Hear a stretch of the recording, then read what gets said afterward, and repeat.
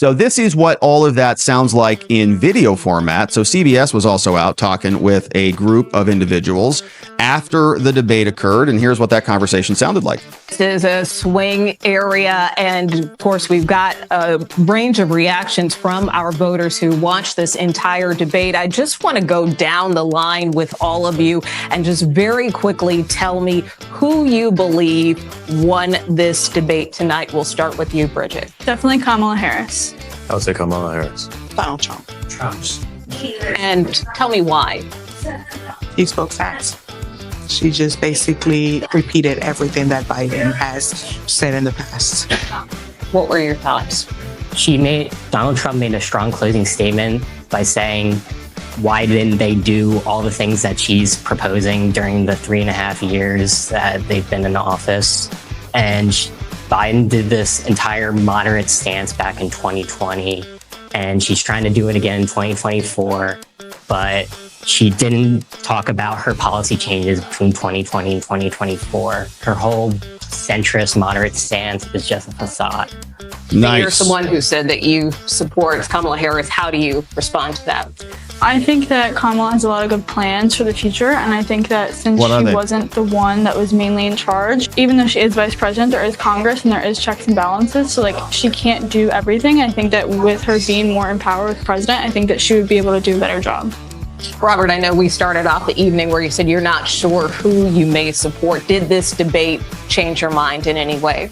It did make me sway a little bit toward Kamala Harris with the same exact fact that she had made as well. A lot of the big issues for me were the fact that Kamala is a politician and the debate is a politician's game. And I believe that she definitely has a better convincing point for who to vote for. Is there anything you didn't hear tonight that you wanted to hear, Eddie? I wanted to hear, as I said at the beginning, I wanted to hear honest, actual policy proposals, and I wanted to hear the truth. Didn't get that. And I got some honest policy proposals, but they all came from Kamala Harris. All I heard from Donald Trump they didn't. Was more angry vilification of immigrants, more goofy conspiracy theories about 9-month abortions and eating your neighbor's cat. Those things are true.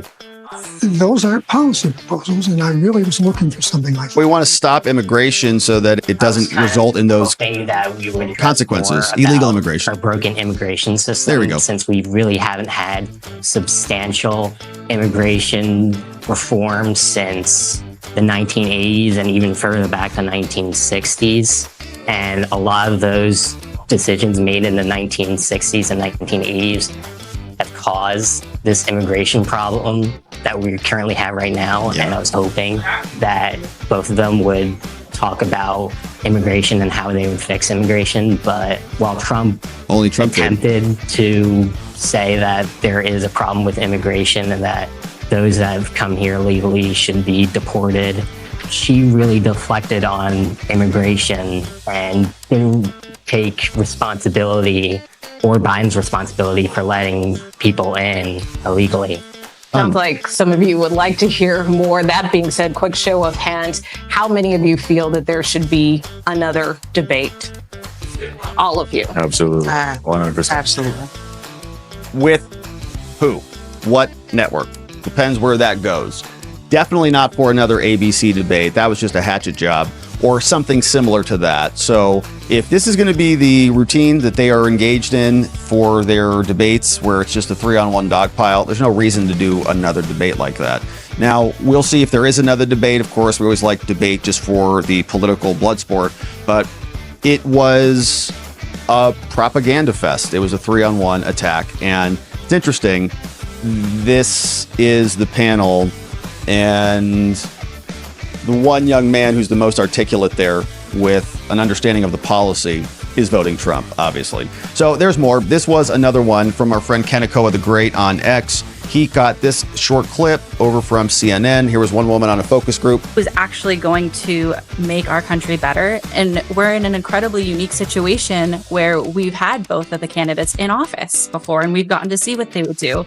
And when facts come to facts, My life was better when Trump was in office. The economy was higher, inflation was lower, things were better overall. And now with Kamala's administration, things haven't been so fantastic.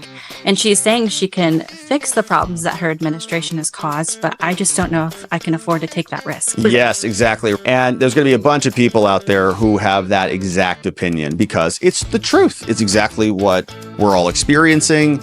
And even if there's some things about Trump that might rub you the wrong way, about how he comports his demeanor in public or whatever that you don't like, it's still something that she is feeling in her pocketbook. And we've got another clip. You might hear some vacuuming and some construction. They're working downstairs in the studio in the background, fixing the water pipe leak from the pipe bomber that blew up our pipe, probably Christopher Wray. But we've got Nicole Shanahan with a nice explanation of what needs to happen now that the debate is over, reminding everybody, do your own research. Just learn the truth about Kamala and everything will sort itself out.